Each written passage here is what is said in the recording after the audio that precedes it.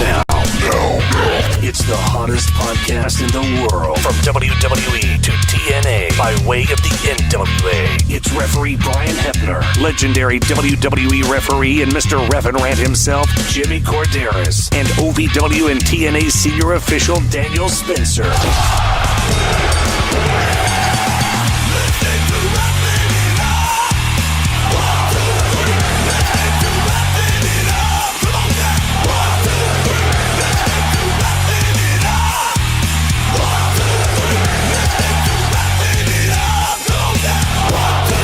It's time for Refin' It Up.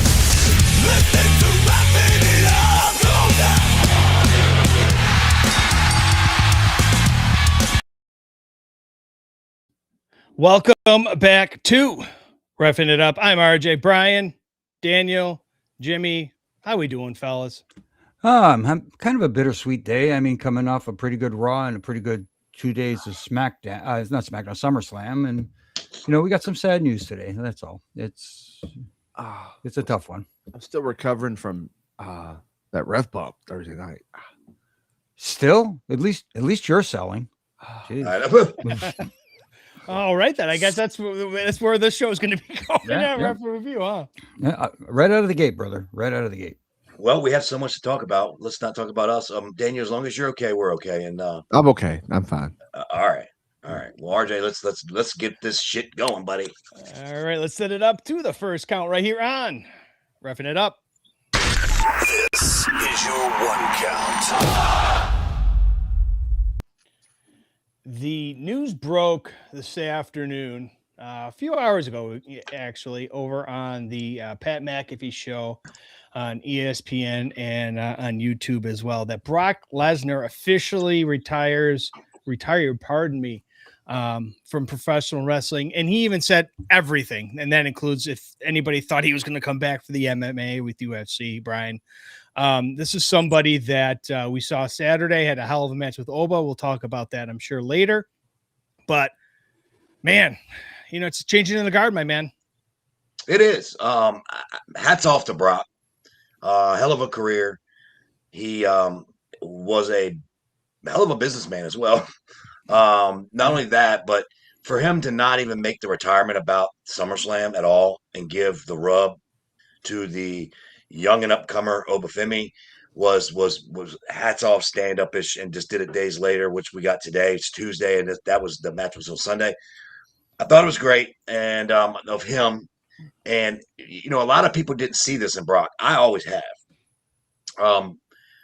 But this was a stand-up-ish move. I mean, it was all about putting the company and the talent forward and not putting it on him. And I believe him this time. I do. I don't know what the fuck he was doing last time when he took his shoes off in the middle of the ring, because I already knew that was bullshit. But I believe him this time. I really do. I don't think that Brock can be lured back in. You think so, Jimmy, huh? No, you're talking about putting his boots and gloves in yes, the ring last I didn't time. believe that. Was just a little. Yeah, I didn't believe that. No. And we talked about it on the show when he did, but I do believe now he is officially gone. I do. And they're not going to lure him back in with some stupid shit either. Trust me. No. No, I think he's officially retired. I think that he wouldn't have done it on the Pat McAfee show and ESPN and the way it was done. If there's a difference. If it was done on Raw, he said it on Raw, then okay, you can say wink, wink. It's another Brett Favre saying he retired and turned around and coming back again. But this legit was real, and what a great career. He deserves awesome his flowers, and and that's yeah, he's awesome way to go out, and he's man. He said it. I'm the past. This is the past, pointing to himself. This is the future to Oba. You're damn right. He's the future, man. Rocket ship on that guy now. Absolutely. I mean, that's the legitimate passing of the torch. I mean, like, it doesn't get any better than that, the way it was done. I still have these little doubts in the back of my mind that this is it for sure, because, in wrestling, all it takes is, in case of emergency, break glass and call, butthole Saskatchewan, and hey, we need you, buddy. you know, and hey, no, I'm cool here. I'm fine shooting bison and just living off the land and whatever he's doing out there. And then the right circumstance comes along. It's kind of like with Oba. He saw something in Oba. He saw something that I think he saw a little bit of himself in Oba, and it kind of took him under his wing and said, I want to make sure that this guy gets elevated the right way. And well, Jimmy, the one thing though, let me ask you this. I mean, it would have to be somebody that's credible because, you know, people were talking about what's next for Oba because you just can't put anybody in there with him. I mean, you can't. I mean, the guy's a complete monster. They planted a seed, though.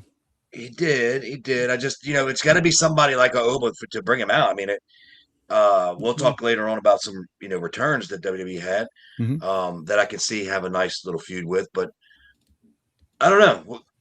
With Brock being out of the picture, who do you guys seeing as the next person that could potentially give believably Oba a opponent?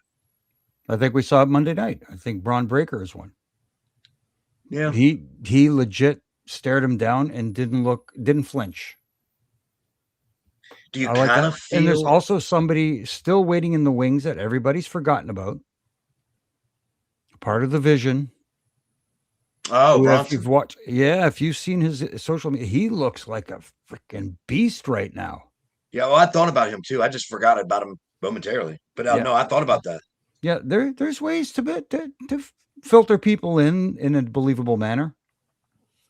Do you think they should have just went right after the title?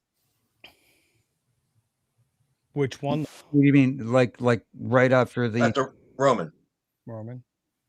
Oba. Right away? I don't mean like right Monday, but I'm saying you think they should have worked their way into that? I know why they're not. See, it's a difficult call because, you know, there's the old proverbial, oh, whoa, already he got pushed right to the moon right away. They're just pushing him down our throat. And like, then you don't do it quick enough. It's like, oh, what are they waiting for? You can't please anybody anymore. Yeah, no, well, take them out of the equation. I was just talking about in general. Yeah. No, I know, but those are the ones that are complaining the most. But even if you go that avenue, though, guys, is that something that you would do as early as, say, Survivor Series in November in San Diego? Or is that something that you get the max amount of payoff and do that as a WrestleMania match? My opinion, the anointment of Oba Femi needs to happen at WrestleMania. Yeah. You think? Do you think they hold off that long? There's ways to do it. That makes sense and make it believable. I mean, look, Roman is looking like he's going to have a bit of a program with LA Knight right now. Punk is he called out everybody in his mom saying he'll fight anybody. So that opens the doors up there. It's just a matter of having the right program to delay that match for Oba Femi so it makes sense. You're talking about 9 months, though, Jimmy. What? And he just won Royal Rumble, or what? Wasn't it? King of the Ring. King of the Ring. Sorry. So he has a King of the Ring. He wins Royal Rumble. He wins everything. He's royalty. But also, I wanted to mention something, too, for those of you that are watching here live on YouTube as well as Twitch. Make sure you give a thumbs up. You like it, you subscribe, you tell your friends, tell your family. And if you listen on the audio version, feel free to join us each and every Tuesday evening at 6 p.m. Eastern on YouTube and Twitch. Be a part of our lovely studio audience. We got Matt here as well as Dynamite. And we have everybody's filtering in. Speaking of the Rumble, they just announced next year's Rumble is going to be in Glendale, Arizona. So, I saw that. Yeah, a lot of people are complaining, it's going to be in February. I'm like, we still have money in the bank too. It was February this past year, guys. It was exactly. But is that a tourist town? Is that a tourist town? What's that? Hey, people go to Arizona, man. Yes, Phoenix. I'm asking. I'm really asking. No, I thought it was a joke. Well, we're telling you. No, I mean, because Daniel was like, yes, they're going to do yes. People go to Arizona. They actually travel. Well, people go to Minnesota too, but go ahead. No, they don't. No, they don't. No, they No, they don't. don't. Oh, here we go. It's the opposite, Brian. People are actually 70,000 did. people are trying to get out of Minnesota. There's a difference. They'll go to Arizona to see all the beautiful mountains and enjoy a lot of things there. Yep.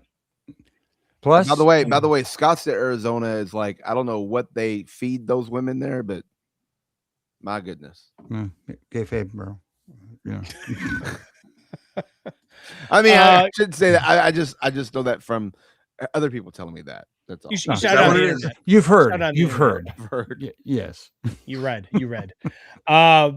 Like you said, Jimmy, earlier, today was a little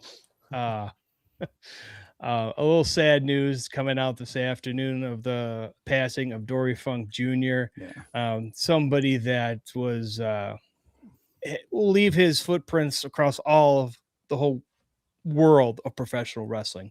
Absolutely. You know, when you talk about greatest world heavyweight NWA world heavyweight champions, you know, his name definitely comes up. You know, I talk about when I was a kid and I used to watch wrestling religiously every week. The first wrestling event I went to live, I was 9 years old. It was an outdoor show here at Varsity Stadium in Toronto, and the main event was an NWA title match where Dory Funk Jr. was defending against the original Sheik.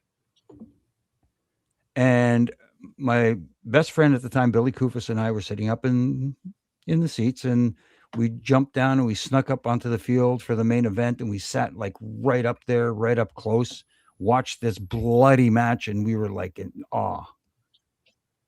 And right there, I was hooked, and I wanted to go to every show, but I couldn't. I was 9 years old. I mean, like, geez, nobody would take me, you know.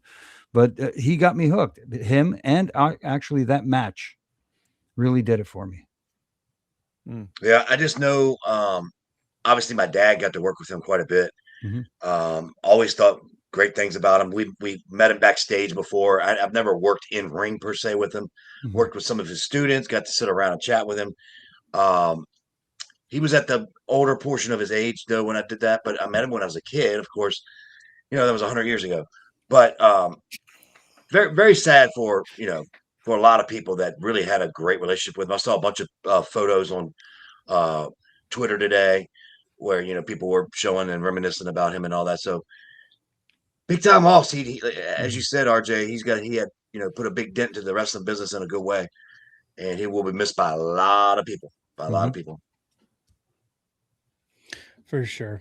Anything you want to add, Daniel? Or No, I mean, his legacy is going to always live on, and everyone who's trained, and it's one of those. It's sad. I never got to work with him. He's kind of before my time, but I had to work with some of his students. So, yeah, for sure, it's a sad day in the wrestling industry. Yeah. And I think he died still being a trainer, like up to this day. Yeah, I'm pretty sure. I think it was still going. Crazy. Double Cross Ranch. So like we said previously, though, guys, we had the SummerSlam was this past weekend. There we go. That was the thought I had. I'm not going to do we're not going to do a whole recap thing. I want you to go each and every one of you and see your two favorite moments from each night, and then let me know what night you think was better than the other as well. Who do you want to go first? Whoever would want to start, go ahead. Well, I'll go. Meanie. Because someone will take them probably both. I don't know. Yeah, you better go first. Yeah.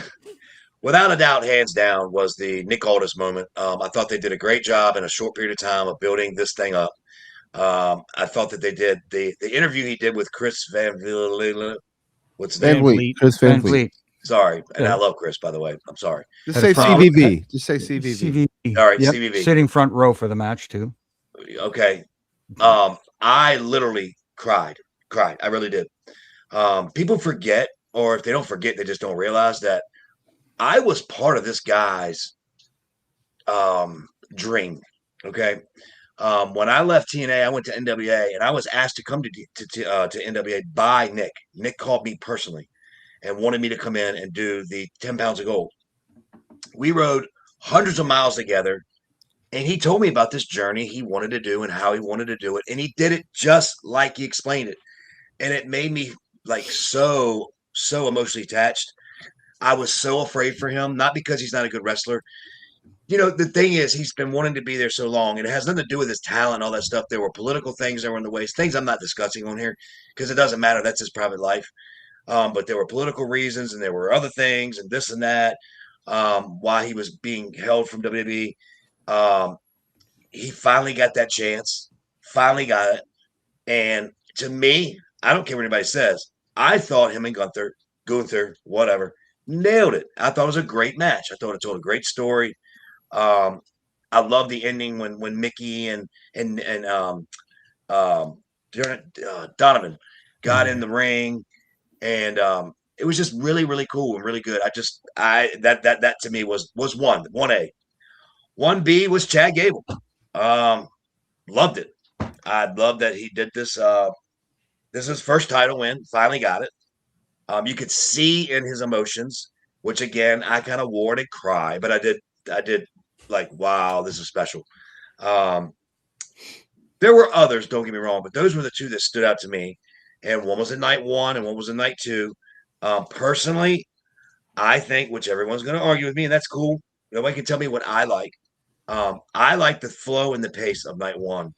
Not that night two, I think would I have to give the nod to, but I liked night one's pace. I really did. I liked the way it felt, and it just went fast. It went fast to me, and I couldn't believe the main event was going in. I'm like looking at the clock, and I'm like, oh, well, I guess it makes sense. But to me, night one was really good, and it told a lot of stories moving forward that we eventually get to see on Monday night, and we'll see, I guess, on Friday. So, anyway, there's my 2 moments. I'll shut up. I'm gonna say mine. I don't know if I have one from night one. Even though that's that's the show I actually watched from top to finish. I didn't really watch much of night two. But I'm gonna say Chelsea Green becoming the women's interim world champion. Or WWE champion. Sorry. She deserves that more than ever, and I can't wait to see her and Rhea come whatever they do with that. But Chelsea deserves it. They're going to do so much. There's going to be so much fun things going to happen on television with Chelsea Green being the champion. Yeah, it's the best choice, and she deserves it. And I literally like so happy for her. Like you were with Nick, and I was happy for Nick too. Don't get me wrong, but just Chelsea's got a place in my heart, so I love her. And another big moment also on night two was Kevin Owens, man. Oh. To be told that you're to be told that basically you're done and we don't know yet, and then a year later you're able to get cleared and come back. And obviously, did he win? Yeah, of course. That's a good unique story, but he didn't have to win. He still had the moment. But being over, and I love the fact that he got asked about that, and he talked about Steve Austin not knowing if the crowd was booing or cheering, and he was like, then I got to experience it. I couldn't tell if they were cheering or booing when I came out, and that pop was insane. Yeah. So man, good for him, man. Those are my 2 moments, and if I had a honor mention, it would be Nick Aldis for sure. Those are well, all I didn't get to add honorable mention. Shit. Yeah, there were quite a few good moments. Wait, don't go first, pal. Well, see, we let you go first, and guess what? I'm not taking any of yours. Good. I still think there was a reason why Brock and Oba went last on Saturday night, and the ending of that with Brock literally and orally passing the torch to Oba Femi was a huge moment for Oba. Not that he wasn't a made man already, but that just cemented it. And the other one was the ending of night 2. A lot of people are forgetting that moment with Roman and Seth, when Seth brought the mask into the ring and they put it down and they did the Shield fists with the Dean Ambrose mask. Oh man! Basically, just closing the book on the Shield story, but still giving a shout out to the third man, even though he's not there anymore. And they even did it in the match. They gave a shout out to Yes. the match, and they talked to, and they commentary put it over, and the social Yes. media put it over the Yes. nod to the third man. That's pretty Exactly. cool. And no, you dipshits out there in the IWC, this isn't them begging him to come home. Mox is going to do what he wants to do. It's just a shout out to him and a thank you. You can thank people in other companies that used to work for you. You know that, right? Just throwing it out there. Anyways, that moment was cool. It was very cool. What's kind of neat is we all had our own little thing. We all had our own moments that And we I think- enjoyed. I think all 6 moments were I moments. do too. They were. They were moments. Well, I really like the Danhausen thing, to be honest with you. I think that trumps all. I'm joking. I'm joking. Oh. I'm joking, Brian. I am. I'm joking. By the way, Jimmy, you didn't say what night was your favorite. Which night was my favorite? See, that was a toss up for me. I Me too. I did like night one because the flow was quick. It Felt was quicker. The difference too was night one I was watching with other people, and night two I was at home watching it. It's kind of a different vibe when you're watching with other people. You know, isn't that the same? Didn't you feel that way about night one of Mania this past year too? How it felt quicker and felt quick, and then so I think that's kind of their motto. Their motto is like, we'll make night one quick, and then we'll make night two the bigger night. And I mean, they both were short. Don't get me wrong. The main event was over by 9:30 p.m. Eastern time, but it's like it's still both of them though, right? Yeah, both of them. Yeah. I think they got to get away with this 2-night thing, man. Really. I do. Well, I don't have a problem with it. SummerSlam. I think, in my opinion, you could have done one night SummerSlam, and that would have been it. Mania's fine with 2. Mania's fine in 2 nights, and maybe they go. I mean, they haven't announced where SummerSlam's going to be next year, nor if it's 1 or 2 nights. So we'll see. Here's the thing, though. If you're doing SummerSlam, which is your second biggest show of the year, whether it's 2 nights or 1 night, whatever the case may be, their regular 1 night pay-per-view formula is 5, maybe 6 matches. They have to change the formula. And do what? Go to 10 to 12 matches like the other guys and go 7-8 hours? No. What would Jimmy, what they used to do? What they did when they had a 1 night pay-per-view, SummerSlam was a long pay-per-view.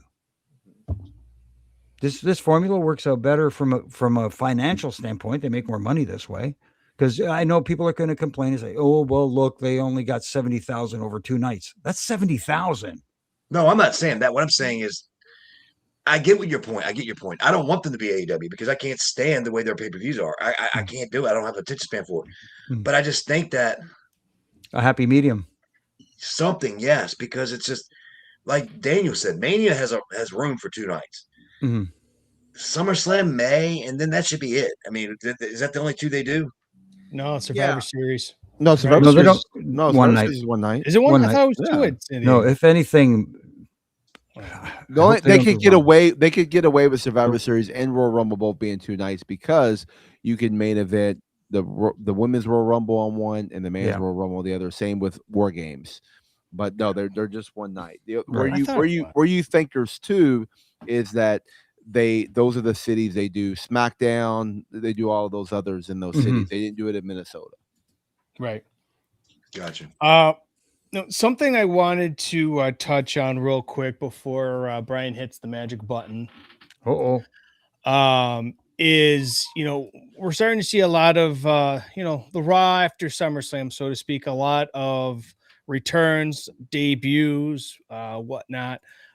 Jimmy, we saw the debut of Big Cass. I want to get you guys' thoughts on this because I saw a lot of kickback online, believe it or not. I know it's unheard of that some people didn't like how they reintroduced him. Yeah. I mean, everybody's got their own feelings. I think a lot of people were expecting him to return with Enzo. And when they didn't see a Enzo, babyface. When they didn't see him, they got disappointed. I actually liked he left. When he left, he wasn't with Enzo. I know, but they're fans. They're the IWC dude. They don't. You know, sometimes their memory goes. I will say this. Who says he is a heel?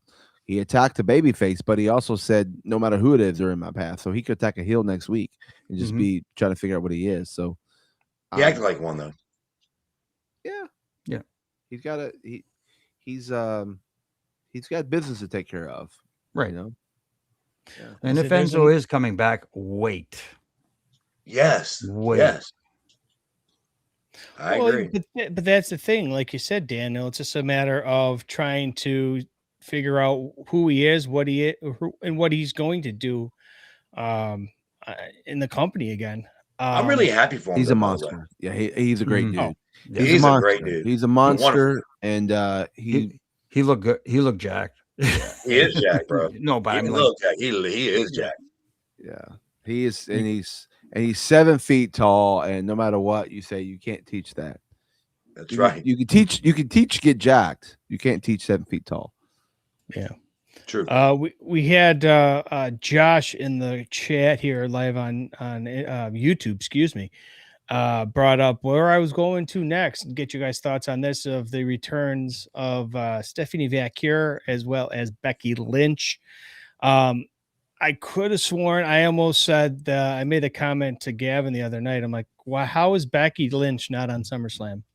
And question was answered on Monday or yesterday, excuse me. There's several that weren't on there.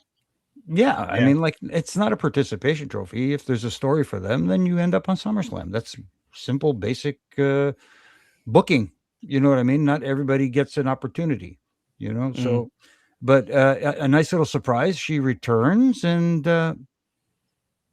pretty much a baby face, more or less. Yeah. But Felt still now. kind of keeping that persona and character she had. That You know who else is a baby face? oh So you had- wow! So see you what went to your happened fans. You saw the fans over there, didn't you? there? See, where are you at? Where's this guy at? Where's this guy at? What fan? Which guy? The guy that Oh, said, look, somebody. This Daniel's I didn't being see good that. tonight. No Earl Doll cameo. And then, of course, I 2 didn't see minutes that. later, I there didn't you see go that. with it. I didn't see that. That's funny. his burner account. He's trying to appease you, Matt. He's got to play Anyway. to the crowd, play to the fans, I'm brother. joking. Yeah. But anyway, yeah. by the way, real quick before we kick Daniel out, maybe we'll bring it up we'll do it in count 2 or 3. Okay. Or Okay. 4, 5, 6, 7. Yes. But Brian, it's that time. Your favorite time of the show. Daniel, you've been good tonight, though. You have been good. Wait a I've been minute. trying to be calm too. I didn't want my Daniel was my- counting though. Daniel was counting. What were you counting? Oh, what we I got, was, Danny? I was doing the 10 count. You're See doing you. the 10 count? Bye. Yeah. At least somebody was. There we go. At least there was a ref doing a 10 count. Anyway. Well, we'll get nobody to was that. nobody was abiding by it anyway. Right. No kidding. But we'll get to that and so much more in our Refin review right here on Roughing It Up. This is Refin Review.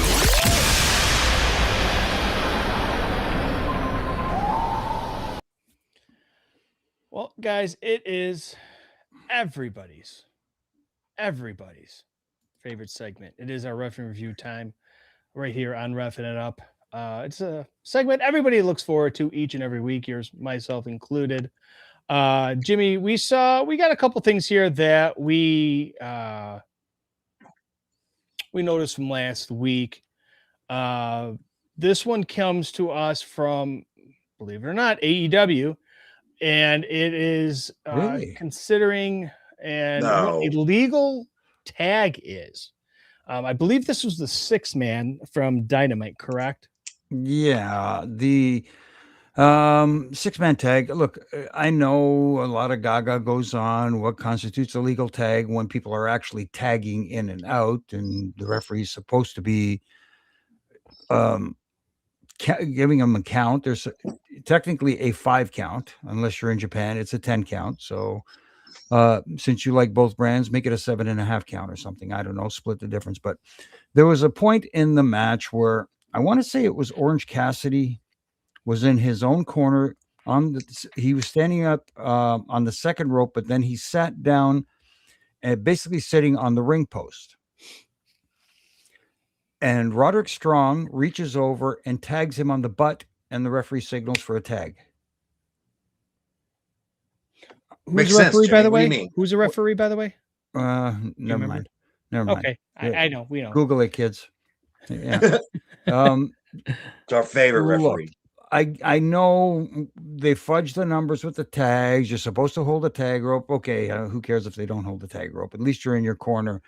Reaching under the bottom rope in between the middle and the top rope. I've seen tags being allowed that way before, and but this one, there are two guys basically outside the ring, and he makes a tag. How is that constituted as a legal tag? I mean, does that mean if I'm the legal guy that's supposed to be in the ring on the floor and you reach down and tag me, I get to go in the ring? That's basically what it was. And I get it. The guys are doing it and they're telling you to play along, but at some point you got to say to them, dude, if you're going to make a tag, at least make it, attempt to make it look legal. I've seen guys that are standing on the top rope and the guy reaches up and tags them. Okay, I could make a case for that one, but not when you're sitting on the ring post. But Jimmy, it's just a matter of them being where they need to be, whether it's where you need to be or not. I think there was something that I saw last week where Moxley was on the outside. He came in the ring for no reason, just to do a spot with some guy. Oh, You know what I'm talking about? yeah, Commander and Mox. I mean, what the fuck? There was an easy fix for that. Easy. He didn't have to slide in the ring, and Commander didn't have to get in on that side and cross over him and run up and do his thing. Anyways, it looked horrible. It did look horrible. And you'd think with somebody like Mox, he would know better, but I guess he didn't care enough to know better. I don't know. Whatever. And there was a moment there where they needed to make that tag. He was out of position probably, and so they just went along with it. The referee's like, "Oh, fuck it, hey, he made the tag. We got to get here to the spot anyway. Let's go." Right. Which is bullshit. It didn't look good at all. That's all. No. Bottom line, it didn't look good at all. Yeah. So it's so simple. Legal tags, just make legal tags. We see matches that are supposed to be tag matches, like regular tag matches, that turn into Texas Tornado matches, basically on a weekly basis. Call it on the fly. Nobody cares. Nope. I saw at Trey Morick bring up a point about Jim Cornette. A dream of mine would be to love. I mean, seriously, if it's even possible, would be to just sit with Jim at his house. Not Corderas, but Cornette. Hey, why not? Me too. I'll hang out too. And watch a Dynamite with the overrun of 14, 15 minutes. 14, 15 on 20, a good night. 30. Or watch a pay-per-view and just listen to him just go the freak off. It would be awesome. I would love to. I would like to just get stoned out of my mind and just listen to him and laugh my ass off. Seriously. That would be that would be an experience. Wouldn't it be, Jimmy? You would not want to do that. I don't know about stone, but I don't mean the stone part. I'm just saying, why not enhance it? But anyway, wouldn't hurt. But there's money to be had there. You can give Brian Last some ideas there. We don't need JD from New York. We need JD from Tennessee. Yeah, that too. Yeah. Mm-hmm. Anyway, we also got there was a comment online from Brian Solomon, the Solomonster. For those of you that are familiar with his work, I believe he did Gorilla's book, right, Jimmy? Yes, he wrote Gorilla Monsoon's book. He was talking in reference to the match between the 6-woman tag match with Fatal Influence and the Bellas, as well as Paige, where after the match, the Bellas turn on Paige, and he says, I quote, "Referee did a great job of standing outside the ring and staring into space while the Bellas attacked Paige after the match," end quote. What did he want him to do? I was getting ready to say the same thing, Jimmy. Thank you. What did he want him to do? Write a book, but not about refereeing. What did you want him to do, dude? Yeah. Come on now, you're calling out some stupid shit. Watch AEW. You don't have to watch but one match, and you have to shit for your whole fucking book. Jeez. Let me put it this way. The whole spot involved the Bellas turning on Paige. That is the focal point. That's what you want the audience to see. You don't want some guy in there waving their arms going, stop, stop. Oh, please stop this. Please. The match is over. You can't put a 5 count on him. You can't do anything like that. All you're going to do is be this distraction over here, pretending you're trying to stop it, which is the same thing that happened in the Roman Seth match. Or people are saying, because we talked about this, Brian, off the air. Yeah. The spear that happened to Sean Bennett. Sean took a great bump. Great bump. It was a great bump. And people are saying, well, they didn't really cheat while he was out. So what was the purpose of the bump? The purpose of the bump was for them to introduce the chair, Roman to have a moment of conscience, contemplate using it, and decide not to. If the referee's in the ring, again, as a distraction, waving, no, Roman, don't do it. Don't use the chair. Again, a distraction. The moment was Roman and Seth, and is he going to use the chair? And then Roman decides he's not going to use the chair. Without the referee there, it was his choice. That's why the bump was done. Yeah.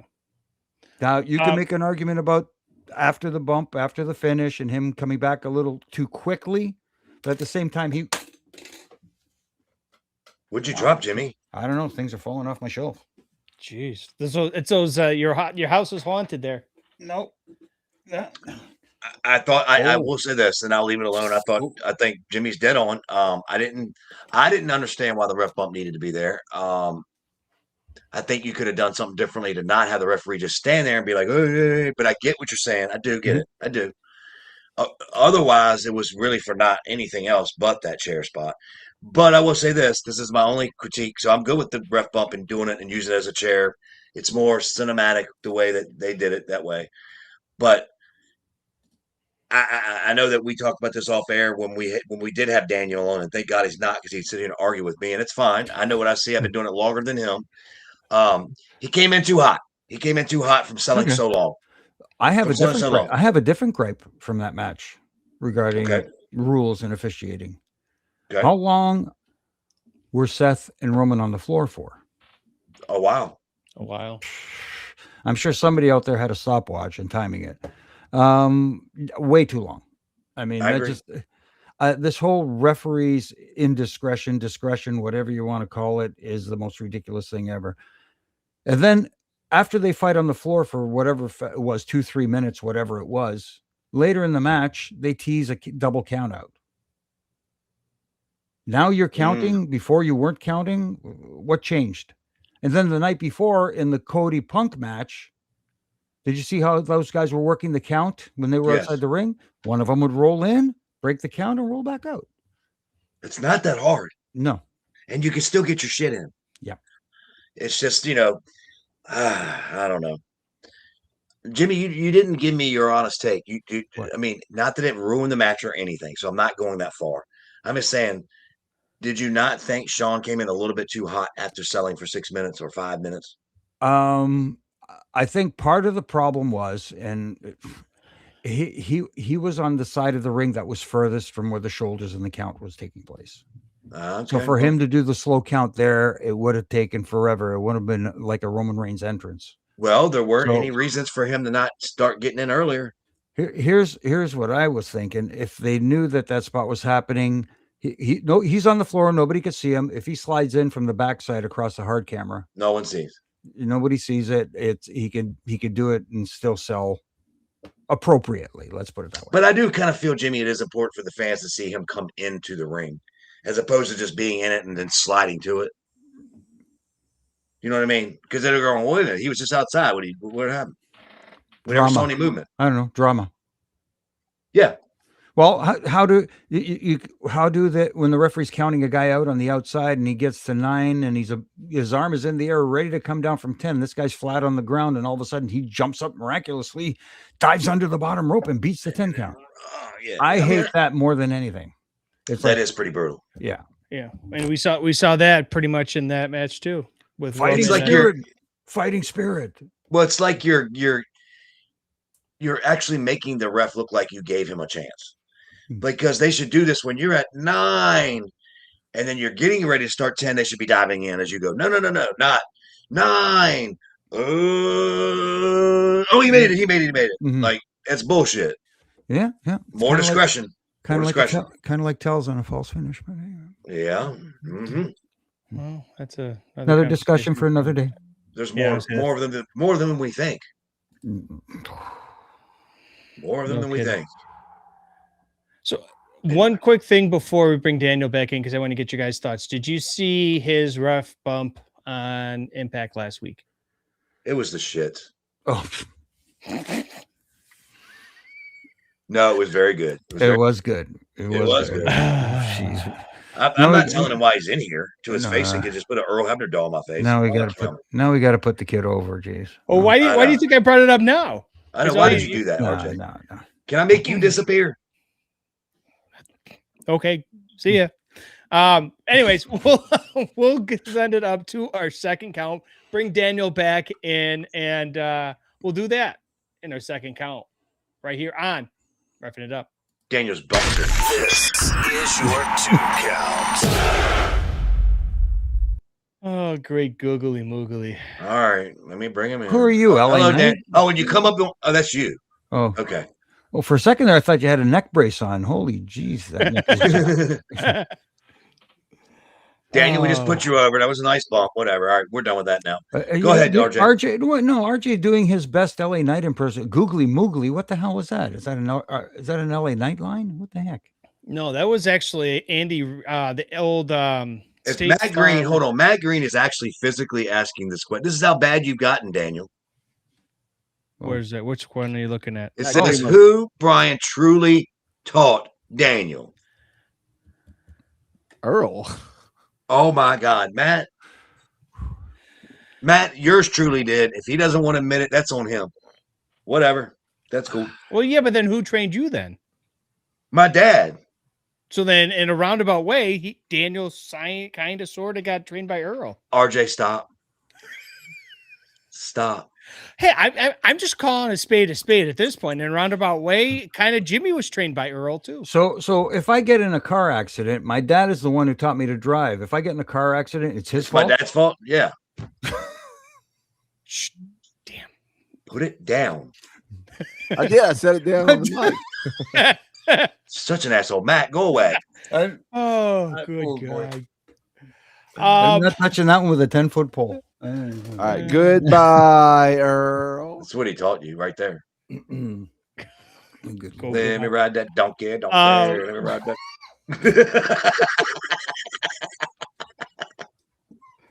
Oh, we got to transition out of this because it's going to get bad. Oh my God. So we online we saw a report that came out that I believe this was on the post show for one of the nights for SummerSlam. Was Triple H responding to Damian Priest's comments regarding the same 4 people being on top in the company. And I figured this was something that we could talk about in the kind of like an open forum kind of thing between the 3 of you. Just because the main thing that I got out of this whole thing was Triple H is basically saying, hey, you want to be a top guy, bust your ass and get to be that top guy or girl. You know what I mean? It's just the fact that, people want to complain about it. I don't know if this is going to be some sort of angle, Brian. I don't know if it's an angle. The only thing I'm going to say is this. I'm going to leave it. I'm going to let it rest. If anyone doesn't believe that politics has got anything to do with wrestling or legit politics or whatever, you're crazy. There's some true statements to what Triple H is saying, but that doesn't always work out for some people, and AKA Nick Aldis. Don't get me wrong. Jimmy, you were there in those meetings. What did Vince want you to do? Grab what? Grab that brass ring. Right. Because everybody has a fair shot at grabbing it, right? Yeah, sure. All I'm saying is this. He's 50-50. You can work hard and prove your worth, but there's sometimes you can do everything you need to do and still not get your chance because there are people that are politically in front of you. And that's all I'm saying. Yeah. What by that token, at the same time, I know here's the thing that bothers me. Everybody blames creative for everything. Whatever it's up to you to get yourself over with whatever time they've given you. If you're on TV, maximize your minutes, whether it's 2 minutes, 10 minutes, or 30 seconds. Make people notice you. And you say, well, they gave him shit. Well, take the shit and make it chicken salad. Mm-hmm. You know what I'm saying? You know, a perfect example of this, guys, and we brought this up, is Chelsea Green. Yeah. You know, she wasn't given one of the top spots in the company when she came back this last time, but she made the best of what she was given on TV. And correct me if I'm wrong. Obviously, I've never been on, on TV working before the three of you have. But if you're on TV, take advantage of that, because not everybody's on TV. Hey, I mean, look at somebody like Baron Corbin. He got some shit dealt to him. He did the best he could do with it. They brought him back. Look, he's the Intercontinental? No, U.S. champion. Okay. U.S. champion. I mean, Jimmy's not wrong. If they give you time, you better use it the best you can, and then you can't complain about it. But Jimmy, as you know, Daniel, as you know, sometimes it doesn't matter how good you do. Politics do get in the way. They do. That doesn't happen all the time, but it happens in the corporate world. It happens in football, basketball. It happens everywhere. Yeah. Everywhere. And I think that's what he's mainly talking about, to be quite honest with you. Damian Priest is what I think he's really talking about. I don't think he's really talking about that brass ring that everybody has a chance to grab. I mean, I guess we all do, but I don't know. If you move the needle, you would be there. And people always mistake that championship titles means that you're one of the top guys. No, it's not. The belt is a prop. The title is a prop. If you're over Roman Reigns, even though he's champion now, for all that time he wasn't champion, he was still the biggest star on the planet, but he didn't have a title. Why? Because he has that aura. He has that something special about him. That's something that makes people gravitate to him. He's more than a tagline. There's certain people that you've heard this saying before, and it's true. There's certain people that make the title, and there's certain people that the title makes them. And so you don't want to be one of those people that the title makes you. You want to be that person that makes the title. And there's only a few of those out there, and that's it.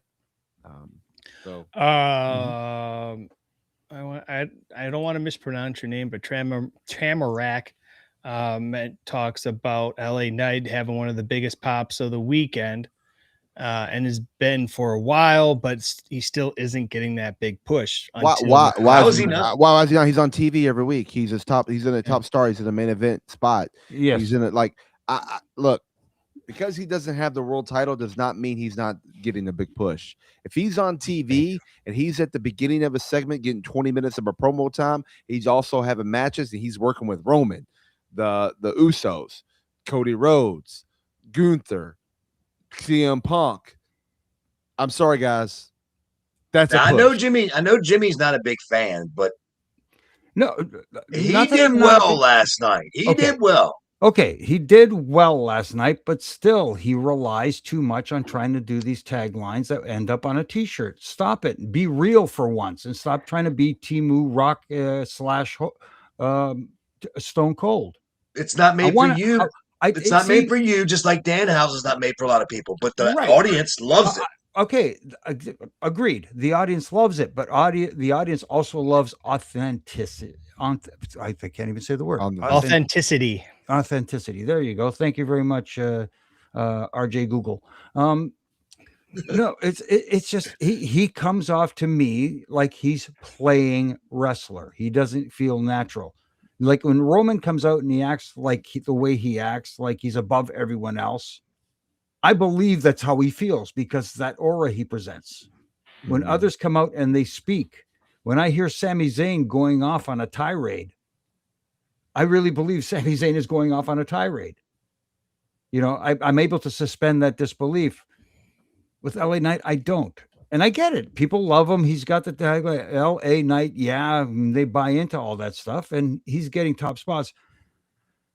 But until he shows something different, until he matures and grows past that and shows he has another gear, both on the mic and in the ring, he's going to be in that spot he's in right now. He's going to be that guy that's always at the top, but he won't be at the tippy top. So let me just ask this. RJ, I'm going off the cuff here because this is something I wanted to ask earlier. And want to see really what you guys think because I am confused. Okay. We have a few moments to talk about this, I think. Yeah. I'll pitch it to Jimmy real quick. Jimmy, what is next for Seth? His wife comes in now, right? Mhm. There's got to be a transit because I'm confused. Where can he go from here? What do you think? I mean, it just if you're the guy with the pencil, whatever, because we got to use the pencil because we always erase. But anyway, if you were that guy, what is next for Seth? If you were to just spitball something, because I've been thinking about it a lot, and I just can't really do it. I don't really know. What issues has Seth not concluded right now? Braun Breaker. Braun Breaker, I was thinking Cody Bronson. Well, Not. when's Bronson back? Do you guys know? I don't know. I don't want to know. Yeah. Oh, See, wasn't that nice where we got some surprises this weekend? Yes, we knew big Cass was coming, but we didn't know about Becky Lynch. We didn't know Stephanie. We didn't know about Orton. Mhm. Nobody stooged it off. So guess what? We were Nice surprised. little surprise. I love it. I love when I can be surprised. I don't want to know that stuff. Yeah. But Seth has to figure out what unfinished business he has and with who. Did he ever finish his business with Bronson Reed after getting Tsunami to death? Not really. It's kind of like with Chad Gable and Otis and Tozawa. That story thread has never been closed. There's So, still Jimmy, some open endings there. All right, so Jimmy, real quick, give me what you mean. So, like, he could come out or come take some time off, right? He's got to have time off, right? You agree with that, right? Okay. Sure. He's got to have time off. He comes back when Bronson comes back, and then build a story from there. Do you think that works for him? Does it take him down a little? I don't understand. You know what I mean? Because he's up at the tippy. You were just talking about the tippy with Right. LA Knight. It's kind of hard to think that he's at the tippy at this point. So you got to do some. I don't know. It's just confusing to me. It's crowded up there. Right now, it's crowded up there. You look at the side with Cody, you've got Orton hanging there. You've got Kevin Owens there. Sammy's still in the mix, despite the fact that he's going off on these tirades and getting pinned and stuff. Gunther's still in the mix. I mean, there's still a lot in play there. On the other side, Roman is the one who it's got limited challengers, and that's why people are hoping for Oba, in my opinion, is because you look at the lack of contenders on that side of the aisle, and it's not as deep as the SmackDown side. Right. So I just looked up Bronson Reed. He severely tore his bicep February 23rd of this year. Typically requires 4 to 6 months of healing and rehabilitation, which puts him pretty much just about, right now, if not another month or two, if, he does go those 4 to 6 months. So this could be a possibility where we see him, Elimination Chambers coming up in October. Yep. Maybe. So, or maybe sooner. Who knows? Maybe he may come back on TV. We don't know. But like you said, Jimmy, who knows? It may be something that Seth, explores that opportunity like Punk did, go over to SmackDown, but it's, who knows? But what we will do right now, guys, is send it up to our third count. We got brand new Cordera's karaoke this week. Brand new. Always good. But we will do that in our third count right here on Wrapping It Up. This is your 3 count. I wanted to also bring this up too. I just noticed this in our comments live here on the YouTube Sports Talk with Austin. Excuse me. Says Seth versus Dom could be good. What do you guys think about that? I'm sure you got to make a story about it. I mean, I don't I don't get want where to. I mean, they could be AEW and just throw it out there. Fuck it. Why not? At this point, Dream match, brother. Yeah. Give them 38 minutes. And If the I mean, it could be good. You got to just figure out how to get there. How do you get there? Simple. They planted a seed Monday. Becky Lynch and Liv Morgan. Okay, there you go. Bam. boom. Dom gets involved. Here comes Seth. Boom. So it's simple. Simple. I just want to see them do Sometimes- something more yeah. with Dom. So sometimes you don't have to think of these convoluted storylines. Sometimes the thing that's sitting right there in front of you, in front of your face, is the simplest and easiest path to take. Hey, speaking of Dom, that leads me to AAA. I mean, what's up with Roman and being asked by Rey Mysterio to come to AAA? What are you doing? I popped for that line though. You know, Roman, I'm the general manager of AAA. Well, I do now. Yeah, that was good. Oh, that's great. But that's the other thing too, is would Seth, is that an option for him as well to go down to AAA? No. Obviously, we know we have Seth? Undertaker and Boris. No, You don't think Well, so? Okay, just maybe if they start stacking that show that they're doing, The one show. Maybe Well, the one show. They've got the Triple Mania coming to Vegas. They've got And then New York. They've got Just something. 2 nights. I know Chicago. Chicago's got one, right? Oh, Yeah. that's right.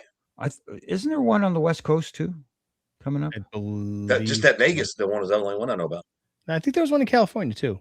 That's what I thought. But What I'm saying, though, if you go that avenue of Dom and Seth, if Dom's still going to be that triple mega champion, It's not a horrible idea, but it's a horrible idea for Seth in his mind, I guarantee, as far as yeah.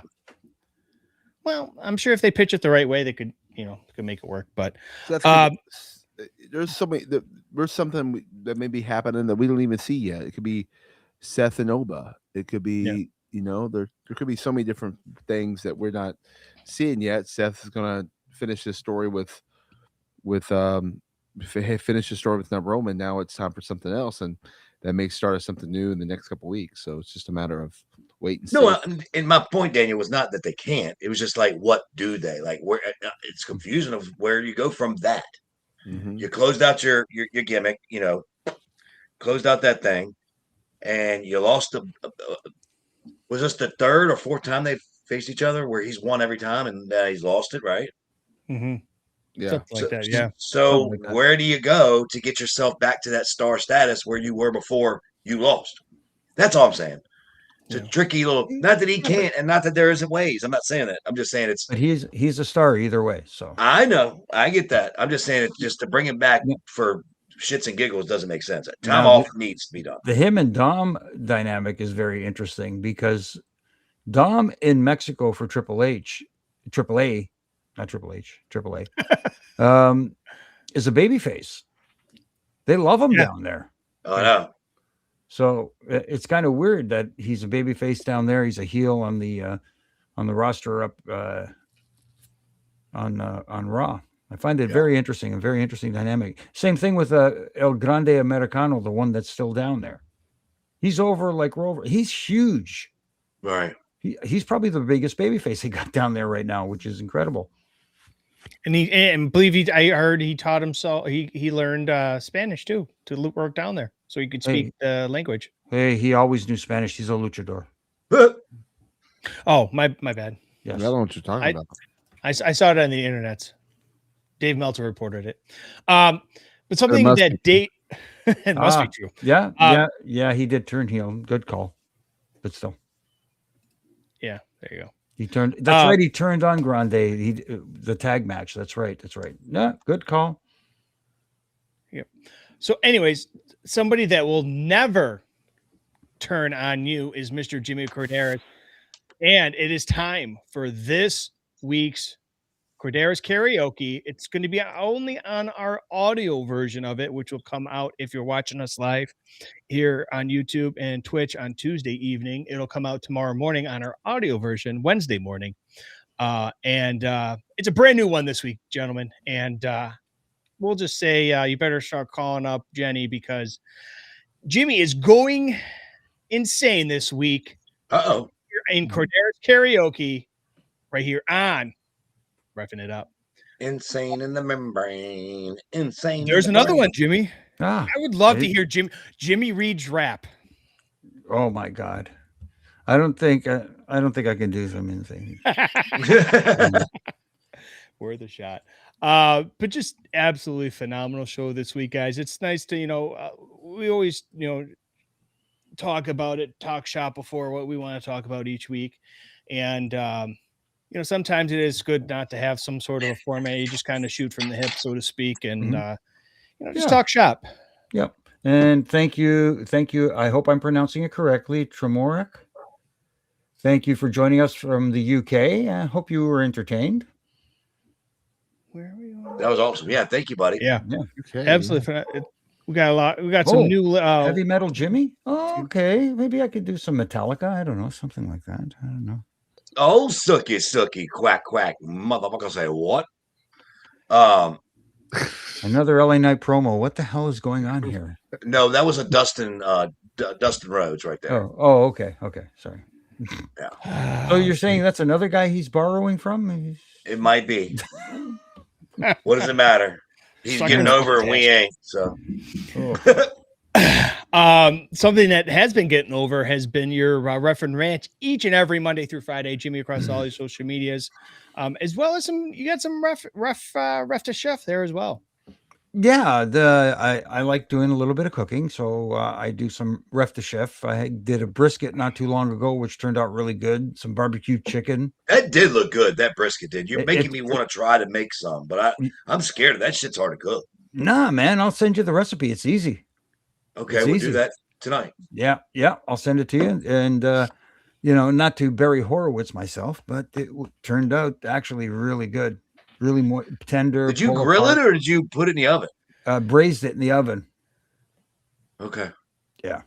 Just send it to me. Yeah, I'll send it to you. All right, cool. See, it's not hard. Trust me, it's not hard. Anyway, as far as my Refin Ranch, you can catch them on all my social media platforms, Monday to Friday, at Jimmy Corderas on Twitter, at Real Jimmy Corderas on Instagram, Facebook, all those places. Tightening little screws that I think need tightening and trying to add a little bit of critique. That's what it is. Critique, not hate. Critique. I agree with you. I'm not a hateful person. You don't can hate anybody. Well, maybe one guy. You can get me on the Twitter and the Instagram at Daniel Spencer. TNA Impact is on Thursday nights on AMC.